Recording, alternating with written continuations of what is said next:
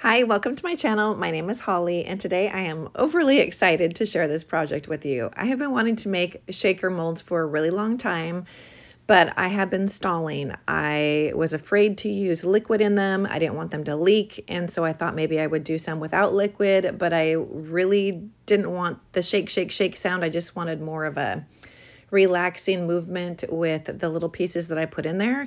So I decided to go ahead and give it a try using liquid. So I will talk to you about all the struggles I found and all the things that were actually pretty easy to do. I am using Flynn Sisters Boutique Epoxy Resin Artist Cure. I'll link that below. Also, I've used this epoxy many times and I love it for little keychains or molds, that kind of thing. It cures shiny and with very little bubbles, and I'm mixing mica powders into the epoxy. So there will be some bubbles in there, so I'm going to have to hit it with a torch or a lighter very gently. Hopefully I don't ruin my molds this time. And so I'm using, let's see, what two colors am I using here? I'm using white pearl on the top and then royal gold on the bottom.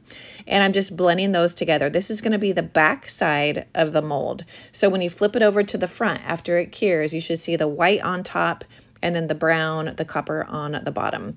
And I'm just hitting it with my lighter really quickly to pop those bubbles, and then I'll move on to the second color combination. This unicorn was probably the most difficult because it had so many little nooks and crannies and a lot of details to it. So I had to really think about how I wanted to do this. The way I saw it was like that bottom part is kind of like the bottom of an ice cream cone. And so I made that one a yellow color. So I did royal gold is the color I used for the bottom, and then I mixed the two blues. I used a Mermaid Dust and then tropical blue and mixed those together to create that sort of mermaidy color. So I'm just gonna let those sit a little bit, move my popsicle stick around to pull those colors into the little points, and then I'm gonna use my popsicle stick to blend the blue down into the gold a little bit and then just leave that to sit. Now later in the video, I did have to add some more clear epoxy with no mica powders in it at all over the top of this because the epoxy started sinking into the little groove on the edge and I could see some of the plastic poking up. So I went ahead and added more epoxy at the very end after all my mica powders were in the other molds. Okay, and for this little heart shape, I used wine red. And, oh, that one is a pearl peach, I believe it's called, or something peach. I'll link that below. I forgot to put that one in my notes. But this is a wine red with a peachy color. And so I'm mixing those around and letting those blend into one another. And when you flip it over to the front side, it looks really neat because on the back side, I added some extra red to fill in those little gaps. But when you flip it over to the front, you're going to see more of that peachy color. For the star, I'm just using straight royal gold, but I ran out of that mica mixture and I didn't want to waste the wine red that I still had left, so I went ahead and topped it off with the wine red. So on the front, you're only going to see the royal gold. On the back, you'll see a little bit of red mixed in with it too. All these mica powders were given to me from a friend, but I did link them. I found them on Amazon and I linked them below. Let me look and see what the color of that peach is. It is called peach gold. So once you have all your resin poured or your epoxy poured into your molds and you've tapped them down and they have settled, then you can go ahead and take a lighter or a torch very gently and pop your bubbles. And I'm going to leave these to sit overnight. And the next day after I get home from work, I will demold them or unmold them. And then we'll begin with the part that I struggled with. So this part was easy. The part where I was trying to attach the transparent film to hold in those little sprinkles was a struggle. So now I see why people don't like to use liquid. But you know, I'm always up for a challenge. So I tried it and I'll definitely do it again anyway. This is the very next morning. So I'm looking at that nice smooth surface that epoxy left for me. So it's really beautiful and it's really easy to demold. So 3 of these demolded super, super easily. The unicorn I destroyed because when I poured the epoxy into it, I had a couple messy areas that spilled over the top and it sealed the silicone mold into itself. And so when I took the mold off. I ripped part of the mold, and then I just ripped the whole thing. I'm like, well, it's already ripped. Might as well just yank it off. And so I had to do a little cleanup work on the unicorn. So after I took it out of the mold, I had to use my craft knife to scrape off the extra silicone that was trapped in between a couple layers of epoxy, and that took some time. So I don't show that on camera, but that's what I had to do with it. I got it all cleaned up and it's all fine, but I had to trash that unicorn mold. So I'll definitely have to buy another one because that was a cute one. Now I'm just looking and playing with the sprinkles that I have sitting around my house. So I'm going to be filling the top portion of this unicorn. It's going to be a dry shaker, and then the bottom half is going to have liquid. So I need two separate little plastic film pieces to put over the top of those two sections. And then for my heart, it's going to be a different sprinkle, and then the star, all four of them are going to have different sprinkles in them. I decided to add some little red hearts. These are glitter hearts from the glitter guide to the heart shape. And then with the unicorn, I'm going to be using some red, white, and blue stars for the top and the bottom of both of those little caverns there. Once I had all my little sprinkle pieces placed where I wanted them, it was time to trace the opening shapes onto a piece of transparent film. This film actually came with the set of molds that I have, and so I only needed one piece of film and it did all the openings. So I needed one little opening for this, the heart, the star, and then two little pieces for the unicorn. So one sheet is all it took, so this will definitely go a long way. I've never done this before. I wasn't really sure how far outside that opening I needed to cut and place my film. I'm going to be securing it with UV resin. So first I did little dots, and I don't know why I did little dashes or dots, whatever, for the outline. I could have just done a solid line. Cleaned it up with rubbing alcohol just to get the black Sharpie off of there. And there's a little teeny film piece that you need to peel back. Remove that just like you would if you were putting a cover on your phone. And then you set it down with a layer of a little thin little outline of UV resin and secure it. For whatever reason, this little star was the hardest one to cut and fill in the space. So I outlined it perfectly to match the outer edge of that star. And then I had to trim it and trim it and trim it, and then I trimmed it too far. So then I had to re-outline it and then trim it just a little bit at a time. And every time I trimmed it, I put it back on there just to make sure that I wasn't over trimming or if there was any overhang. So I don't know why. This one was just really difficult for me. It's a very simple shape. I struggled with it. I followed the exact same steps for the other two shapes. So I'm doing the unicorn, and then I still have the heart to do, and then I'm ready for the placement with UV resin. So I'm going to go ahead and skip to that part of it because this is all just very repetitive. So you can see, I don't know. I mean, I don't know. Please give me some advice in the comments if you have a better way to do this with UV resin. I'm going to skip right to it.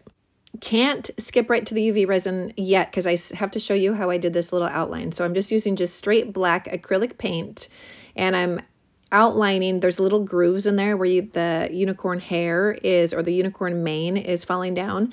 And so I'm just using black to accent those little pieces. And then there's a heart shape, and I'm going to be using red mica powder, the same mica powder I used for the heart resin keychain thingy.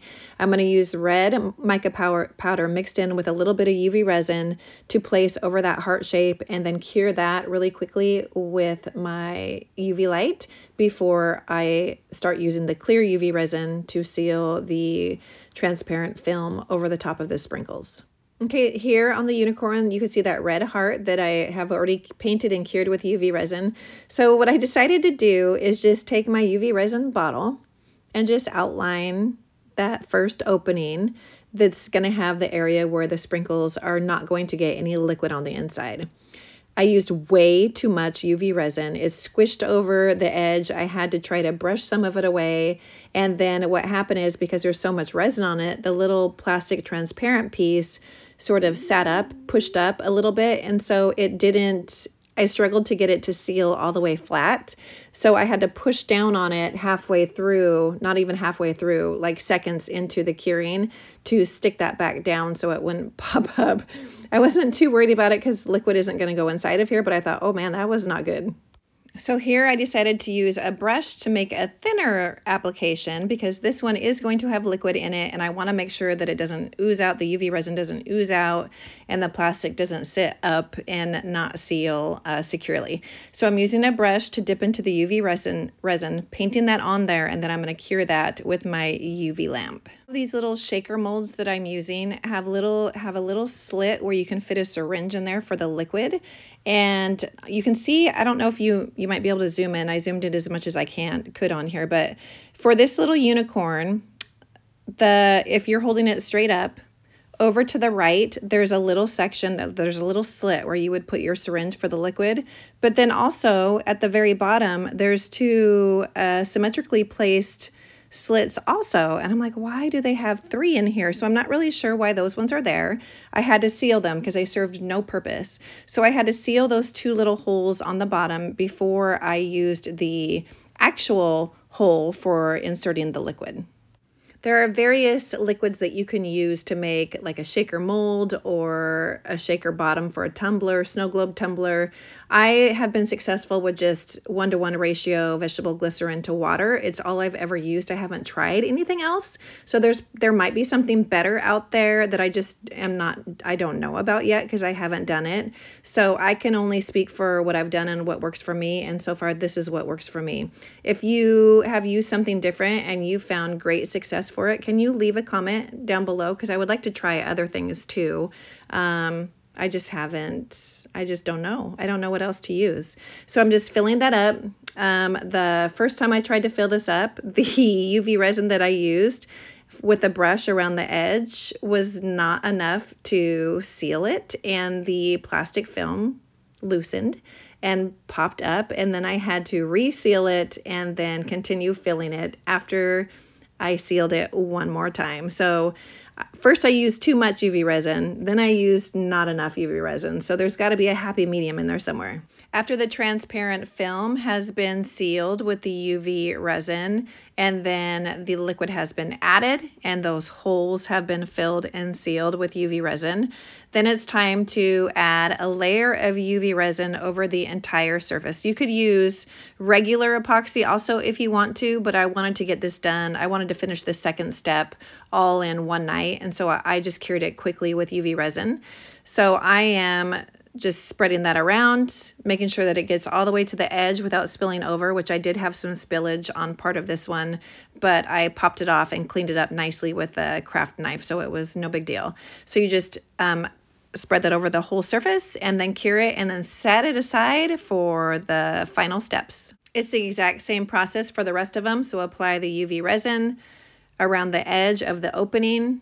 Lay on the transparent film, make sure you press down on it to adhere it and cure it to your object, and then a layer or fill in or add the liquid with a syringe, fill in the hole after you add the liquid, and then a layer of UV resin over the entire top surface, and then cure with your lamp, and then you're ready for the final steps. Because I already showed you the hardest one, the unicorn was actually the hardest one, and the process for the other 3 are exactly the same, I'm just going to skip right to the end.